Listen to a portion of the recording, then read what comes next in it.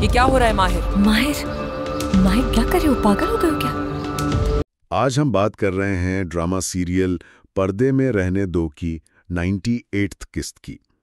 ہمارے پاس اس کے YouTube transcript سے کچھ اہم باتیں ہیں اور ہم کوشش کریں گے کہ ان واقعات اور جذباتی اتار چڑھاؤ کو سمجھیں۔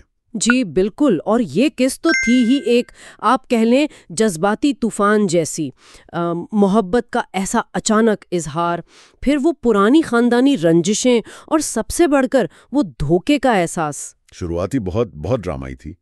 ماہر سب کے سامنے، خاص طور پر ناز کے سامنے، انسیا کو روکتا ہے اور کہتا ہے میں ان سے پیار کرتا ہوں۔ یہ کتنا غیر متوقع تھا۔ یہ صرف غیر متوقع نہیں تھا، یہ ایک دھماکہ تھا۔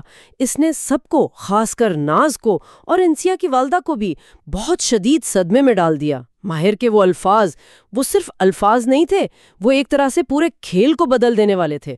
اچھا، تو اس کا فوری اثر کیا ہوا؟ مطلب ماحول پر؟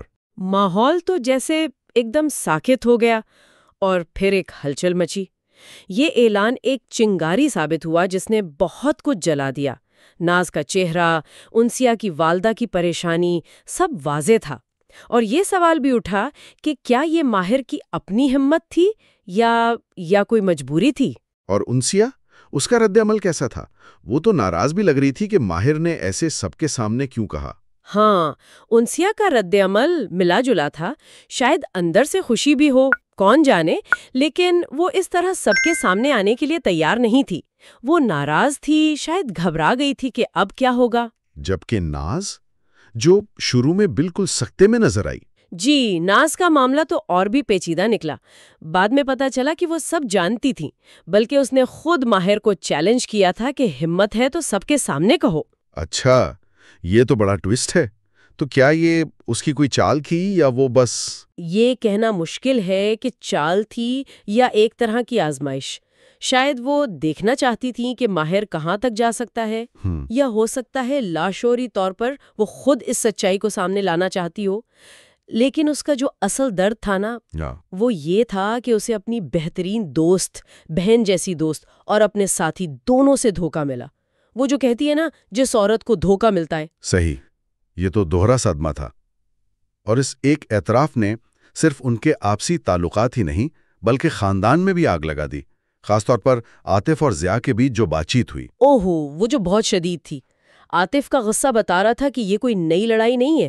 وہ ضیاء پر الزام لگا رہا تھا کہ تم نے پہلے میری زندگی برباد کی، اب میری پوتی یعنی انسیا کے معاملے میں دخل دے رہے ہو۔ یہ نسلوں پرانی دشمنی لگتی ہے۔ بالکل، لگتا ہے ماضی کے بہت سے راز ہیں جو اب کھل رہے ہیں۔ یقیناً، اور اسی دوران فلز کا کردار بھی اہم ہے۔ وہ گھر کے ان روز کے جھگڑوں، ان رازوں سے اتنی تنگ آ گئی ہے کہ وہ گھر چھوڑنے کا فیصلہ کر لیتی ہے۔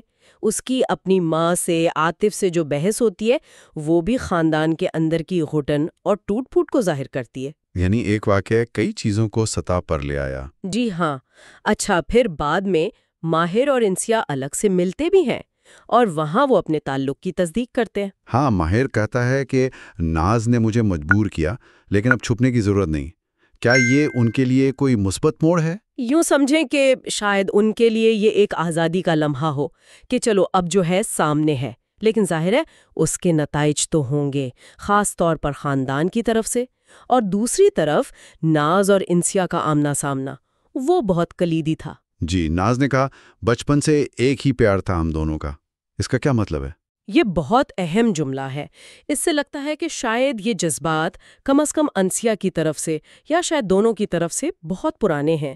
یہ کوئی نئی بات نہیں تھی۔ اور پھر ناز کا وہ کہنا، مجھے بھروسہ تھا تم پہ، یہ سیدھا سیدھا اس کے ٹوٹے ہوئے اعتماد کی بات ہے۔ اصل زخم یہی ہے۔ واقعی، اعتماد کا ٹوٹنا یہ سب سے تکلیف دہ ہوتا ہے۔ اچھا، سارے جذباتی ہنگامے میں قدیر کا کردار بھی سامنے آتا ہے۔ ہاں، وہ ناز کو تسلی دیتا ہے۔ جی، اور قدیر کی بات بہت دلچسپ ہے۔ وہ ناز کو کہتا ہے انسان کا سب سے بڑا مسئلہ وہ خود ہے اور اس کا علاج بھی وہ خود ہے۔ زخم بھی تم ہو اور مرہم بھی تم۔ یہ تو کافی گہری بات ہے۔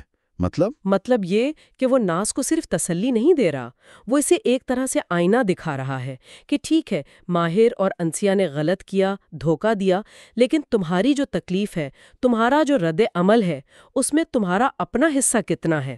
کیا تمہارے اپنے خوف، تمہاری اپنی توقعات بھی اس درد کو بڑھا رہی ہیں؟ یہ ایک طرح سے خود احتسابی کی دعوت ہے۔ اچھا، تو یہ اسے اپنے اندر جھانکنے کو کہہ رہا ہے۔ بالکل، یہ ناز کے کردار کے لیے ایک اہم موڑ ہو سکتا ہے اگر وہ اس بات پہ غور کرے۔ تو مجموعی طور پر یہ قسط محبت، شدید دھوکہ دہی اور پرانی خاندانی دشمنیوں کا ایک طوفان تھی۔ سارے کردار ایک جذباتی گرداب میں پھنسے ہوئے نظر آئے۔ یقیناً ہر کوئی اپنے ماضی اور حال کے فیصلوں کے نتائج بھگت رہا ہے، اور آخر میں ایک سوال ذہن میں آتا ہے جو شاید دیکھنے والوں کے لیے بھی ہو۔ جی؟ وہ یہ کہ جب بھروسہ اس طرح ٹوٹتا ہے جیسے ناز کا ٹوٹا، تو کیا معافی ممکن ہے؟ کیا رشتے، خاص طور پر اتنے قریبی رشتے، ایسے زلزلے کے بعد کبھی پہلے جیسے ہو سکتے ہیں، یا یہ زخم ہمیشہ کے لیے ایک نشان چھوڑ جاتے ہیں، چاہے اوپر سے سب ٹھیک بھی لگے؟